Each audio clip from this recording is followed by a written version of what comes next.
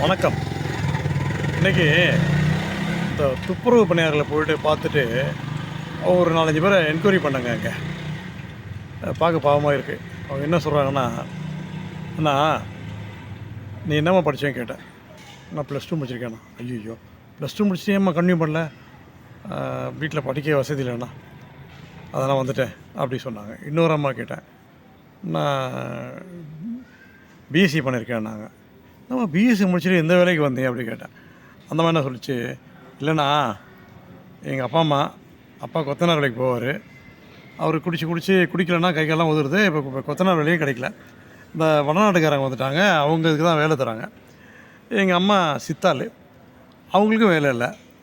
அப்படிங்கும்போது நான் என்னென்ன பண்ண முடியும்? நானும் வேலை எங்கேயோ தேடினேன். லேபில் வேலை கொடுத்தாங்க, 7,000 கொடுத்தாங்க. எனக்கு பத்தலைண்ணா. இதில் ஒரு 10,000 தரேன்னாங்க.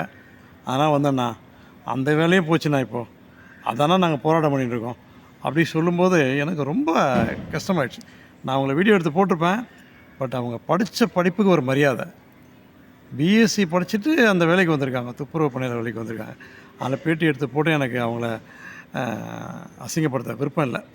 அதனால் அரசியல் கட்சிகளே, உங்களுக்குள்ள போட்டியெல்லாம் தள்ளி வச்சுட்டு இவங்களுக்கு ஒரு தீர்வு காணுங்க.